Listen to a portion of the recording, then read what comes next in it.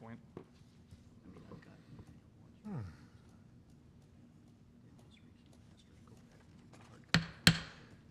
Call to meeting, the Planning and Zoning Commission for Monday, May 8th, 2023. Roll call, please. Rocco Gonzalez, Present. Mark Wikström, Present. Mark Contact, Here. Tom Holtmeyer, Here. Harry Hagedorn, Here. John Boardman, Here. Chuck Watson, Here. Chad Briggs, Here. Carolyn Wood, Here. Mike Wood, Here. Sal Maniacci. Here. Please rise for a pledge of allegiance.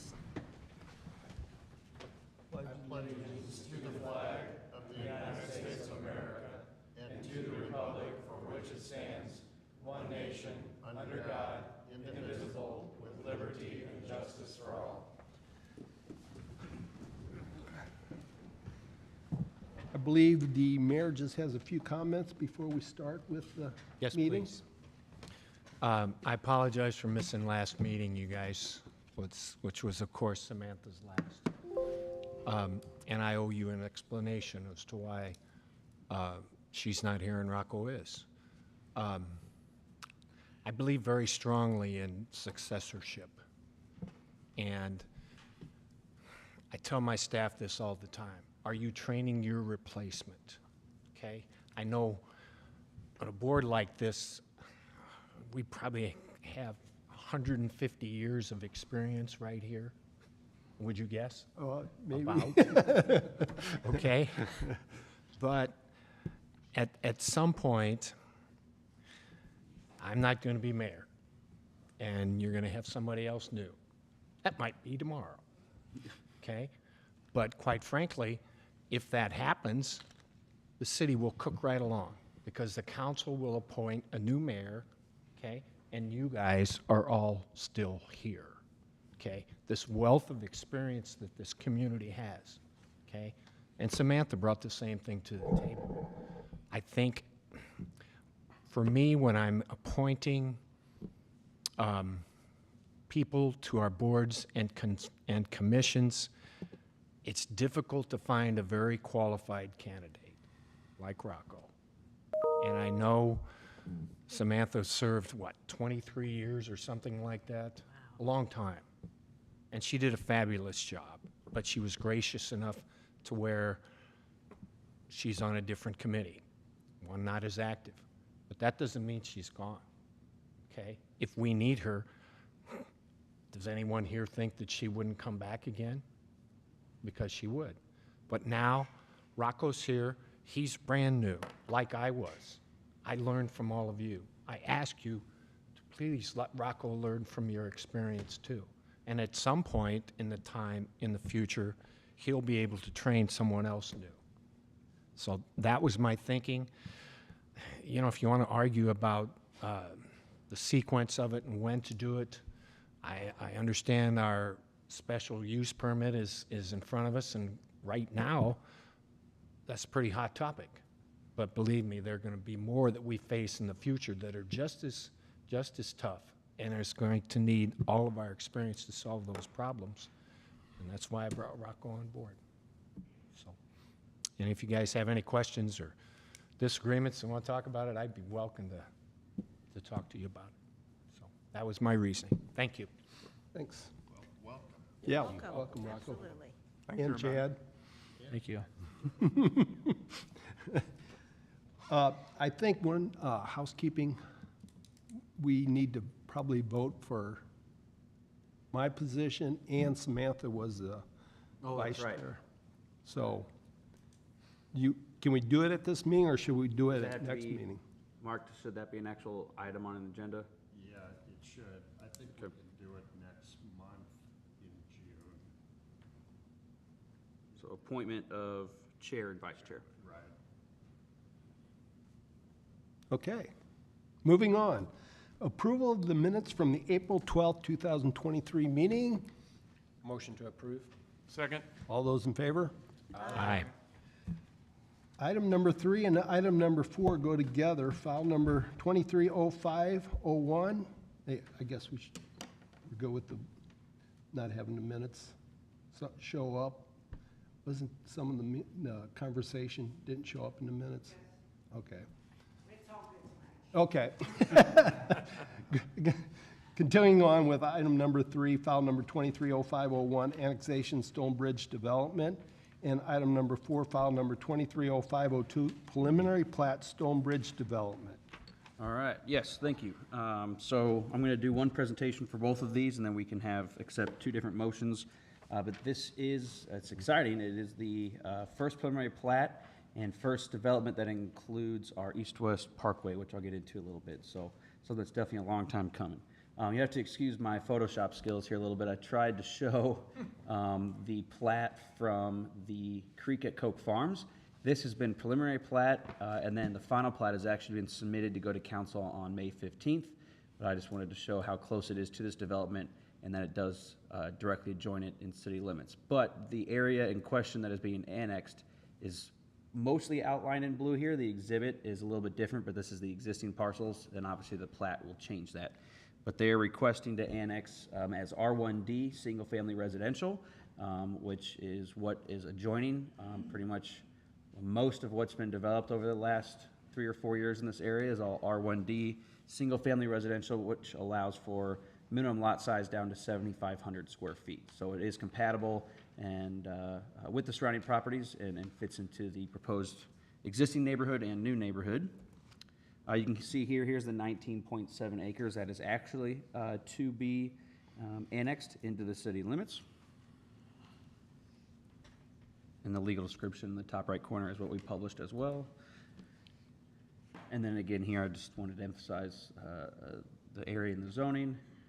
And then I wanted to point out as how it fits into our comprehensive plan. So since the 1990s, when I guess 3 plans ago, we do it every 10 years, the East-West Parkway was proposed as the next outer road, outer ring for the development. As you all are aware, Fifth Street used to be Highway 100, and as development continued south, Highway 100 was built, and that was our east-west corridor, and so you had both to get traffic around town. And now as we've continued to grow south again, our long-term plan is to have the East-West Parkway all the way through here as kind of our 3rd tier of a major thoroughfare. And the portion that is being constructed with this is right here where this bend is. You can see that actually that property line right there still exists. So it's that portion right there. So a decent chunk for a first phase. And then here is the preliminary plat. It's separated into 2 pages. You can see East-West Parkway. The reason you see so much land on the southern side is the city actually purchased that for future development and grading. As even we were aware when this was first designed in the 90s, there is quite the elevation change. And so to get around that hill without having a big rock bluff, this has to have that bend in it. And then that remnant property will actually be retained under city ownership until the property to the south is developed, and then we can work with the next developer on it. But East-West Parkway is actually an 80-foot right-of-way with a 40-foot road, and that is to allow for future expansion. The whole point of the East-West Parkway is that eventually, as the city grows even further past south of that, we would have the right-of-way to have a turn lane in between, so you could actually have a 3-lane road. And then we have Stonebridge Court, which is the first road off here. It'll actually be a cul-de-sac street. Because of this drainage basin in this area, they weren't able to connect it without putting in a culvert or a bridge. And so you do have the first street in this subdivision is actually just kind of separated from the rest of the subdivision. You can see here it does have the 2, this is more of an eyebrow, but it does meet the radius required of a cul-de-sac. And then a 30-foot street with another 96-foot radius. Because this is less than 10 lots, they are permitted to do a 30-foot street with this turnaround. So that's what you see here. And then the second page of this plat does show the continuation of East-West Parkway right-of-way all the way to this portion, to the edge of the property line. It will actually, construction will stop at this point, but we will have it graded out for future connection.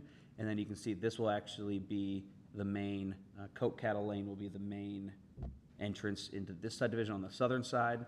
I'll kind of point out where it will plan to connect, but then obviously you have this side street as well that does have more than 10 homes on it, obviously, so it's a 35-foot street with that 96-foot cul-de-sac. And then you do have homes that are accessing the main road here, or lots that are accessing the main road as well. That was one condition with the development agreement between the city and the developer, is that they are not able to have driveways directly off of East-West Parkway, which is why this is designed this way with no lots here. It actually fits in with the way the creek lays. They can have those deeper lots. And then that way we can keep this as a major thoroughfare in the future with our major road, as the comp plan states, and with no driveways coming off of it. And that's all I have. We recommend approval of it. I think that my standard conditions of approval for all plats were attached to my staff report. The main one being regional stormwater detention has not been identified as part of this plat, but that is common whenever it's a first phase. They can submit calculations to our engineering department, and if they have to amend the plat to make room for stormwater detention, then they'll have to send it back to you. But if they can retain in the creek without changing the lot lines, then they can move forward, which I believe is what they're planning on doing, so. Questions, comments by board? Yep, John? Always have questions. Yep.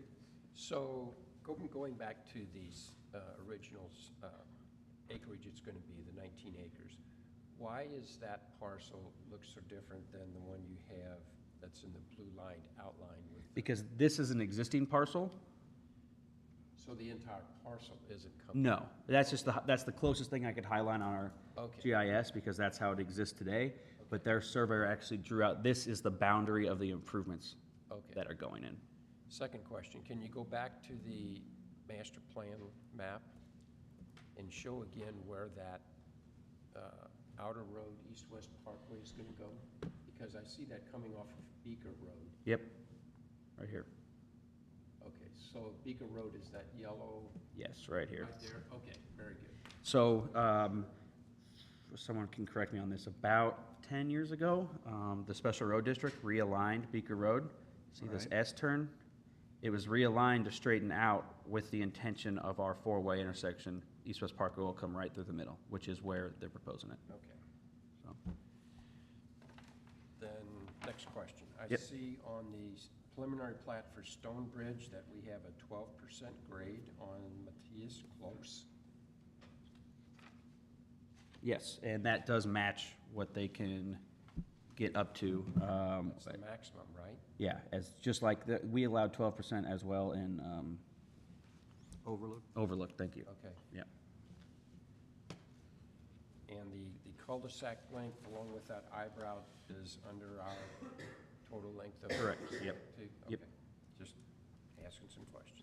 Thank you. Any other questions or comments by board members?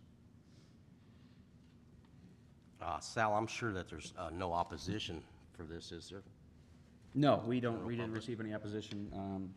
I think the property already closed to the new developer prior to the application, so. All right, thank you. Any other questions or comments by board? Is there anyone in the audience that would like to speak on this? If not, I'll entertain a motion. You gotta do them one at a time. Yes. Yep, we'll do number 3, file number 230501, first, the annexation. I'll move we approve. I'll First, second that. first and second, all those in favor? Aye. Any opposed? So moved. Moving on to item number 4, file number 230502, the plat. I'll move approval with the recommendations from staff, or the, whatever we're calling those, the conditions of staff on the stormwater. Second? All those in favor? Aye. Any opposed? So moved. Moving on to item number 5, an ordinance repealing section 400.235, special use permits, see attached ordinance. Sal? Yes, and this is what we discussed last month. It's not specifically pertaining to anything with short-term lodging. It's just introducing the allowment that special use permits can be revoked in the future, which is something we've had issues with in the past, rather than just ticketing over and over again. This way, if there's an issue, we can bring it back to P&Z and council for revocation. Any questions, comments by board? Yeah, Is there, I mean, it says that the council can decide whether or not to refer it to planning and zoning, and then if there's a hearing, would that be the only hearing that would be then? The council then wouldn't perform a hearing, would they? They would. They would. So there could be a hearing at the planning and zoning level and a hearing at the council level? Correct. And with the hearing officer, is their decision final, or does it go back to the council to accept the? All the hearing officer is gonna do is take the evidence. They're not gonna make any decision one way or the other. Ultimately, it's up to the council. Gotcha, okay, I read that wrong, gotcha. Any other questions, comments by board members? Anyone in the audience that would like to speak on this? If not, entertain a motion. Motion to approve. Second. All those in favor? Aye. Any opposed? Moving on to item number 6, other business, discussion short-term rentals. All right, yes. So we, after last month, the recommendation from the commission was to provide 2 more maps, the same maps, but separate them into 2 different maps to allow the commission to see what the buffers would look like without being overlaid. And so those were both links that were in your packet. The first one of which is for 150-foot buffers. And then I did ask engineering to remove the buffers in C3 because that would not obtain to them. And so that was the first one, the 150 feet. And you can see here, that's about a half a block in most cases, and gets you obviously all the surrounding property owners. And then the 300 feet is more, same thing, but more so an entire city block. Obviously, not all our blocks are exactly the same, but in most cases, I think, again, the best example is here on High Street. Sorry, I'm using my pointer. This one here is pretty much dead center of the block, and you can kind of see what it covers. I think from my recommendation would be that 300 in a lot of cases is probably too large, because if there is one on High Street here, you're eliminating this entire block across Rand. And I don't know if these people on Rand even know that this one exists over here. It's across the street and across the alley. And so I think that, in my opinion, that may be a little bit too extreme for a buffer. In this case, this would only get you, again, using that example, all the properties basically directly adjoining it, and, you know, on these narrow lots, 1 or 2 houses down. You can kind of see here, you know, even this case, you'd still open up this entire street here on Stafford, this side of the street. And then there was a request for additional data as well, specifically, I believe, for average daily, well, you know, what daily rates were, or how much we were collecting on that, and then trying to derive occupancy. Luckily, we got this third-party website sent to us because we were trying to figure out by our quarterly taxes, and this average daily rate can change every day. You know, it's gonna be more expensive this time of year than it is in February, so I couldn't really derive from that what we would actually be in the occupancy ratings. But here is our average occupancy, 43%. It makes sense, and the winters are lowest, falls are highest. So you can kind of see here. Other than that, that's all we have. I think per the moratorium ordinance, planning and zoning should make a recommendation tonight. And I think, you know, the options are either the 2 buffers, or we go back and revise a actual district set by boundaries. So I think those are kind of your 2 offers right now. Question, comments by board.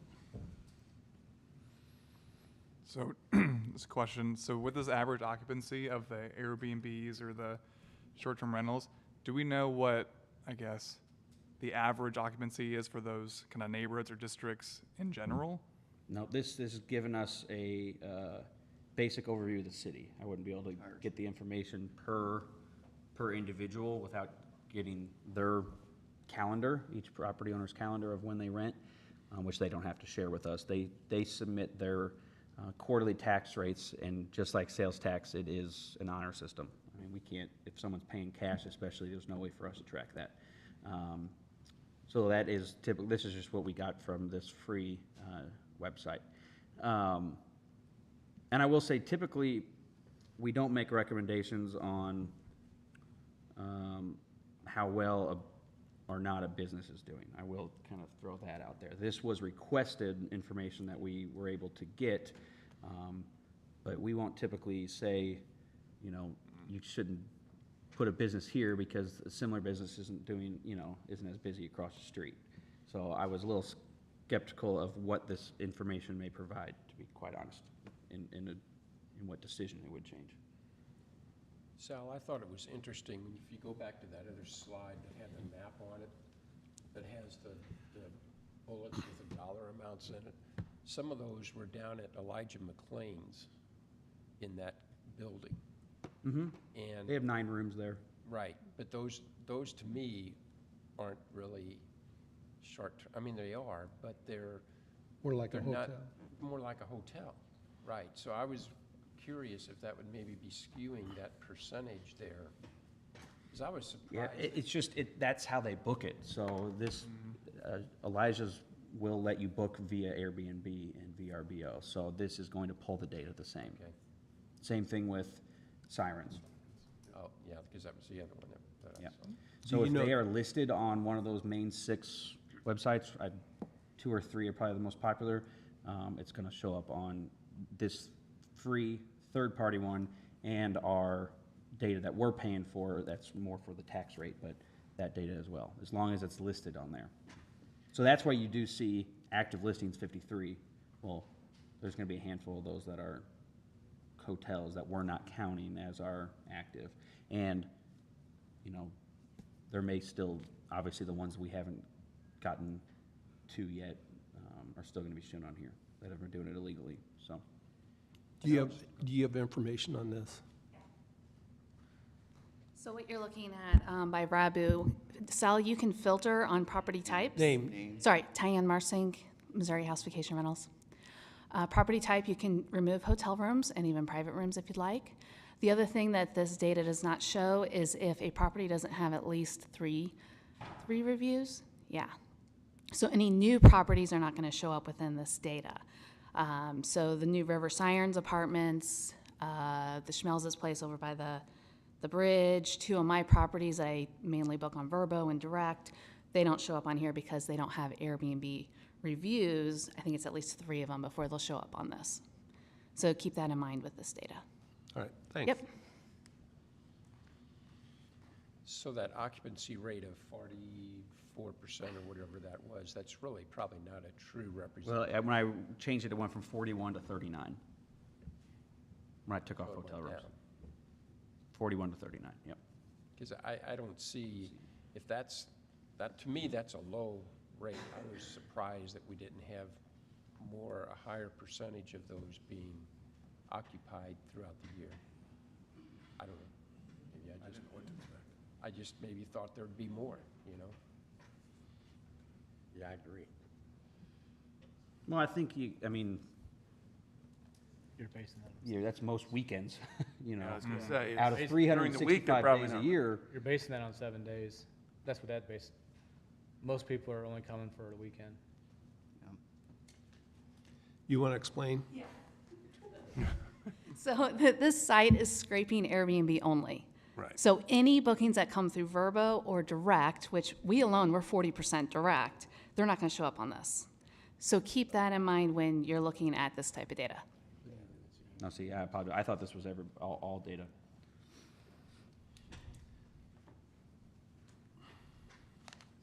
My name is Mike McFatrich. I live at 1514 First Parkway here in Washington, and since this seems to have evolved into a free-form discussion, add 10%, add 15%. You're still a very low occupancy rate with regard to looking at how you want to manage short-term rentals. When I was here before, I'm neither opposed nor in favor of short-term rentals. I think it's a necessity. I think it's important for the community. But I do think that in the current economic environment as well as just the notion of supply and demand. If you just open this up free form, then you're going to have more short-term rentals. So if you understand supply and demand, what's the result of increased supply? Potentially a decreased price in terms of rental, and being more amenable to certain types of people engaged in short-term, in using those short-term rentals. So again, I think it's important for you to think about, I think it's important to think about the number as well as the distance. I think that you should seriously consider how many short-term rentals is enough, how many is too many. Just an observation. Thank you. Thank you. Any other questions, comments by board? Yes, I have a question. So based on Mike's evaluation there, what would be a good percentage of vacation rentals to have in this size town? Well, it was our recommendation not to pick a percentage, but let the buffer automatically push out, because once you have the buffer, once you're buffered out, you'd hit a max anyway. I mean, we talked about 0.05% is what some other communities have had, but that would allow us another 100 short-term rentals. I mean, we have over 6,000 units, residential units, and 35 of them are short-term lodging, give or take. I mean, that is a very, very low percentage. So if people want to start talking about percentage, I think we are not anywhere close to what other communities would have at their percentage. So they're just concentrated in one area. No more discussion. No. I think they should be able to reply. I mean, if indeed. There'll be a time. There'll be a time for that, okay? So your recommendation would be the 150-foot buffer? Yeah, 150-foot buffer, whether the R2 or a district. From the get-go, our first presentation with this was, this could be a step one, and this could be amended, again, especially when the comp plan is completed in this fall. And so I think a good compromise of a step one could be a 150-foot buffer in the R2 overlay only, and staff can keep track of every application we get in to say, okay, how many have we been requested outside of that district? And this could be looked at again. But, I mean, haven't made much other progress in the last 4 months other than hearing a lot of the same thing. And that's only going to affect the R2 overlay. It's allowed by right. Correct. It would be a special use permit and everything in pink. Right.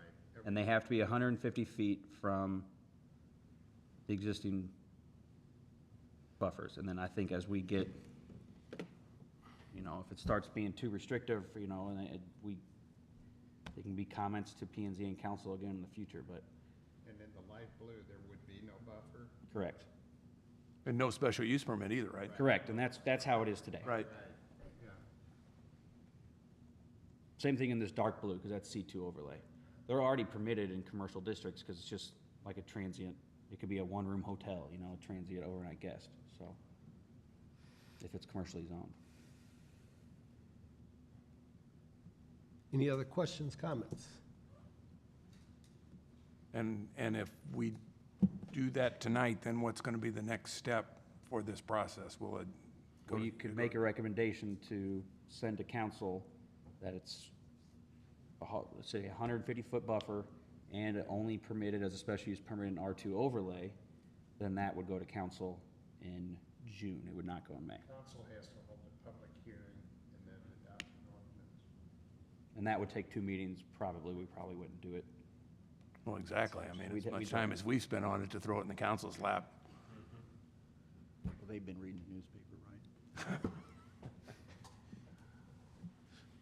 Any other questions, comments? If you're, I'll make the recommendation. We go with the 150-foot buffer and the R2 overlay special use permit. I'll second that. all those in favor? Aye. Any opposed? So moved. All right, and while we're here, we talked about, sorry, let me pull up I know Mark mentioned we can't ask for the insurance, additional insurance, but let me pull up, we had some other things on there. Sorry, I should have had this already. We don't ask any business for insurance. Correct. Unless they're renting city property. Yeah, unless they're on city property.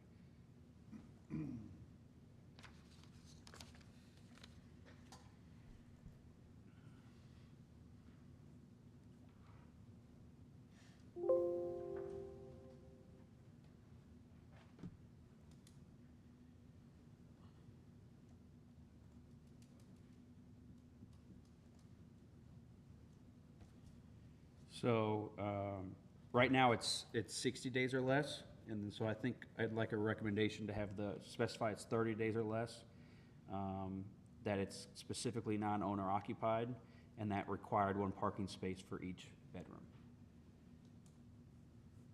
Can you get that as a separate or recommendation? So moved. There's a first. Second. All those in favor? Aye.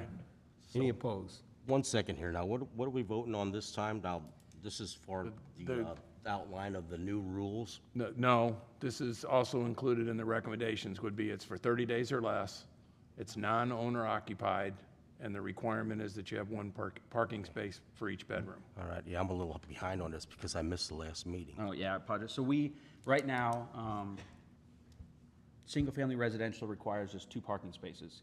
But if someone has a house that has 6 bedrooms, obviously they're gonna need more parking for that if they're renting it out as such.